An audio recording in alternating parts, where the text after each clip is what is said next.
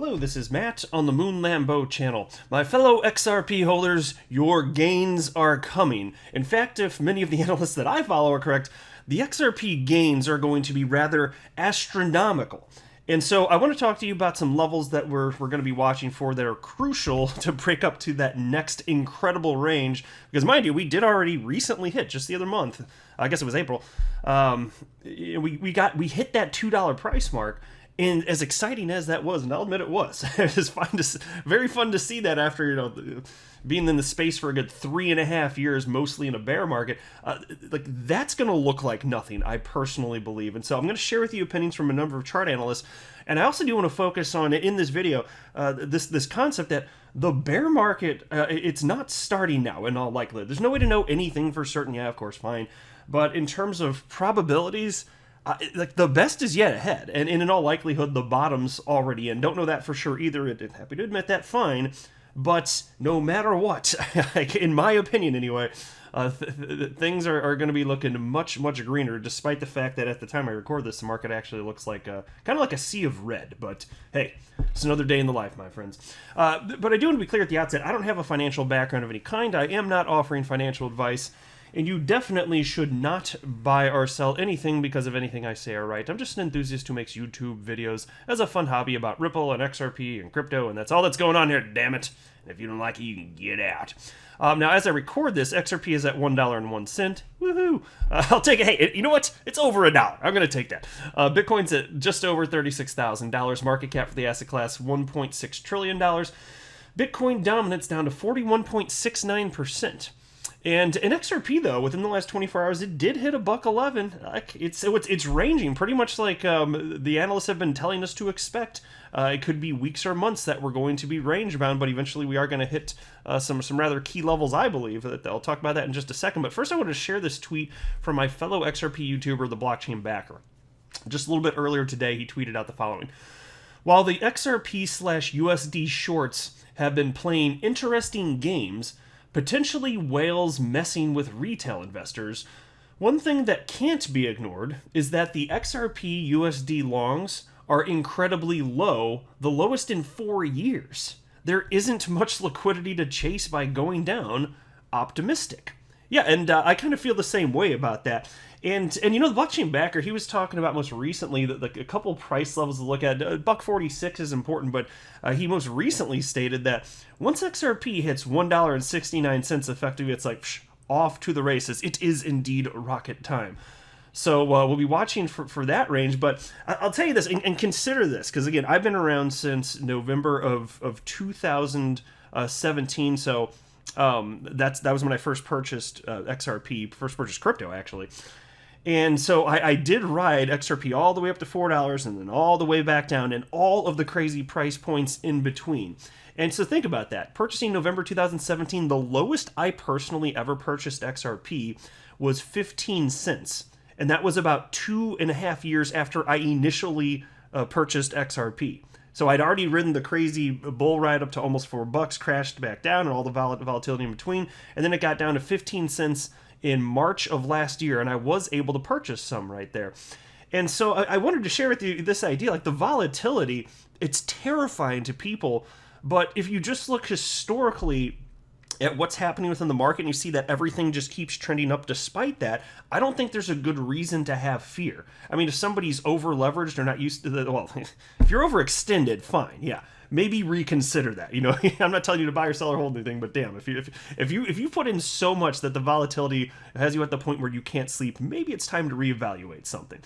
But consider this, because in 2017, XRP traded sideways basically from like May 2017 till mid-December that year, while most of the market was rallying up. But you would have interesting points where XRP would start rocking it up and you think, oh, this is it, and it's going to go. I remember looking at the charts back then when I jumped into November. I was like, oh, this is interesting.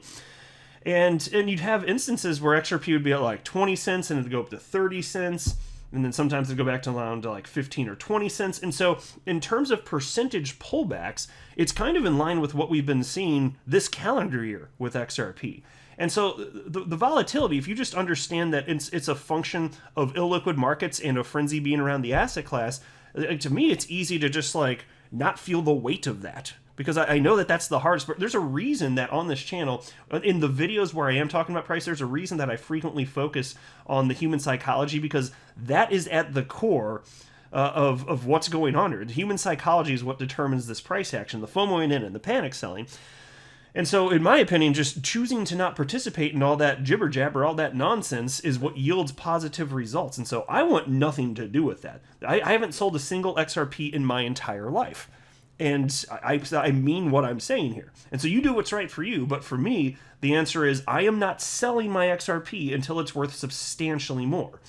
I don't think I'd consider selling any of it, certainly until, you know, or at least above the all-time high. But if you're talking about maybe like, I don't know, when would I maybe sell like a little bit? I don't know, $5 or $6, maybe I'd sell a little bit and then just start, you know, reducing my risk exposure as the price went up. But yeah, we're not there yet. So while people get a little flighty as the price goes down, like that makes me less interested in selling. Like it does the exact opposite for me. So for these people, I feel bad for them, because it's like, oh my gosh, it's going down and it's going to zero. It's never gonna be higher ever again. Do you really think that? Because again, all the data on the planet says we're just trending up as an asset class, and the whole freaking asset class just moves together. So I frankly am not worried about that one little bit. And so think about this, despite the fact that XRP would go in 2017 from 20 cents to 30 cents to 15 cents, back up to 20 cents, and just the whole bunch in between. You can look at the chart and see it all. Despite the fact all that happened, none of that was an indication that XRP was not going to rocket. In fact, XRP did rocket up to almost $4. And that bull run took about 2.5 weeks once it started to hit there. So what I'm saying is all this volatility, if you're feeling scared when it gets low, this is just part of what it is to be in crypto. Like there's no escaping that. And so to me, it's not worth feeling afraid in the least. And I don't feel afraid. I just simply, purely do not. And so, you know, I don't think that type of activity should surprise anybody. Now, in the meantime, we'll probably be grinding sideways, but I personally believe that XRP is going to at some point hit its all-time high and then eventually enter a new realm of price discovery. And in the meantime, I'm chill. Like, I am emotionally bulletproof to this nonsense. And so Credible Crypto, he also happens to have a YouTube channel. He's got, how many followers on Twitter now? 211,000 followers. And he happened to mention that, and I haven't seen this yet, but he happened to mention that he put out a video about the bull market, why it's not over, and Bitcoin, and I haven't seen it yet, but I just wanted to share the sentiment, because he's like in the process of editing as I'm recording this anyway. He just mentioned on Twitter, but the bull market's not over. Yes, there's all this volatility, and I'm sure there are people out there that have felt the scariness of it. That's okay. It doesn't mean like you're some weak, awful person. I mean, maybe you are. I don't know who you are. Maybe you are. No, you're fine. I'm kidding. But it's just, it makes you normal. If you're feeling those things, you're perfectly normal. But you can learn from data and then not let the emotion impact you. Like you can get there. And so, because if you're going to make buying or selling decisions, I'm just saying remove the emotion from it, use logic and data, make the decision that's right for you, whether you buy or sell or hold. But damn, not emotion here. LoveCrypto also agrees that this market not over. Here's what he wrote. I've got a tweet from a few days ago on the May 29th and then a new one. The one from May 29th reads as follows. Bitcoin, my macro Elliott wave count. Get ready for a boring and bearish upcoming 4 to 5 months with Bitcoin declared dead and going to zero yet again. Final major leg up, wave 5, should be powerful, leaving most of retail who have given up and sold for a loss behind. And so he's talking about Bitcoin there, but again, the whole market moves in tandem. That's why I was also highlighting at the beginning part of this video, I spent a few minutes now, just talking about the price action we saw in 2017 that would have been just as scary if you were there then, and it's happening again right now, and none of it was an indication that XRP was going to zero. The market trends upward. If you zoom out over the last 12 years for Bitcoin, and if you zoom out the last 8.5 years that XRP's been traded, you can see this. It trends up. You know? And then there is this tweet from LoveCrypto, and this was from today, this afternoon. Bitcoin, he wrote, chop for another 4 months, then begin next major bull rally in Q4. And then he did put a question mark there, so which is just an indication that he thinks this is probably what's likely, but you never know anything for sure. And so I think for many people, as he indicated here, in his tweets, he wrote reaccumulation. Like, so many people are feeling, like for those that wanted to accumulate more, they're viewing this as a tremendous opportunity. And this does happen in crypto from time to time. So if we're actually going to be trading sideways / a little bit bearish the next several months or so, okay, So cool. I think that a lot of people are going to find an opportunity to take advantage of it, and so these are the times when nobody wants to do it. Nobody wants to do it because it's freaking scary. It's just a real small percentage of people that will actually do it. That's the time to pay attention and actually purchase if that's what you want to do when the prices are low, not when they're high. But you just wait. When the prices get back up, that's when everybody's going to come back in because they're going to feel validated, and that's stupid. That's not the time to do it. But that's my opinion. That's what they're going to do. Here's a tweet from Calio on Twitter. Now it's 316,000 followers. Very impressive. Bitcoin, he writes, nothing has changed big picture. I'm still confident we'll see $100,000 plus Bitcoin this cycle.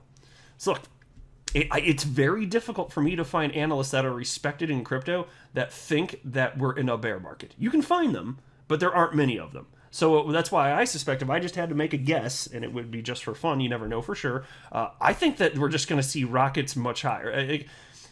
Until I see all of the mid and large cap coins on the planet just going parabolic, no, I don't think we're over. Even if we see additional downward price action, I will not think that it's over until we see that indicator. Because I know how humans behaved last time, and I see them behaving up to this point in the cycle. They're behaving the same way.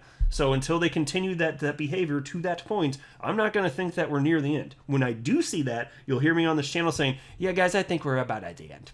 Maybe, let's maybe hop off this trolley, right? That's what I'll be doing. Here's a tweet from a chart analyst, Ambessa. You literally can tell by the behavior of a few gurus yesterday how wrecked they got after the dump to $30,000. This market gets the worst out of you. Master market psychology and have emotional control is the key to survive long term. Absolutely. I love that tweet. I'm hearting it right now, in fact. Guys, there's a reason that, again, like I said, that I keep talking about the emotional side of what it is to buy and sell here. And repetition is important. Repetition is useful to humans. So that's why I engage in repetition on this key point. When I'm talking about price in my videos, yeah, I think I'm going to harp on it like crazy. And it's not the only thing I'll talk about in my price videos, but absolutely. I think it's going to be helpful for so many people to be reminded of this. It's not like you hear it once and then it's just ingrained in you, but let this all sink in. This is what the lemmings are doing. This is how lemmings behave, one after another, straight off a cliff to their own demise. No thank you, sir, or madam. Not for Moon Lambo, anyway. And then there was this from the Daily Hodl. Strong Bitcoin rally in sight as extreme fear grips Bitcoin crypto analyst Alex Kruger. Economist and crypto analyst Alex Kruger believes that Bitcoin is poised for a massive rally as market participants turn extremely bearish on the top digital asset. Oh no, the sky is falling. In a new tweet, Kruger tells his 82,900 followers that the Crypto Fear and Greed Index, which measures market sentiment, has plunged to a level not seen since the pandemic-induced panic last year. And here's a quote. When the Crypto Fear and Greed Index gets this low, a strong rally often follows. The index is now as low as was the day after Black Thursday in 2020.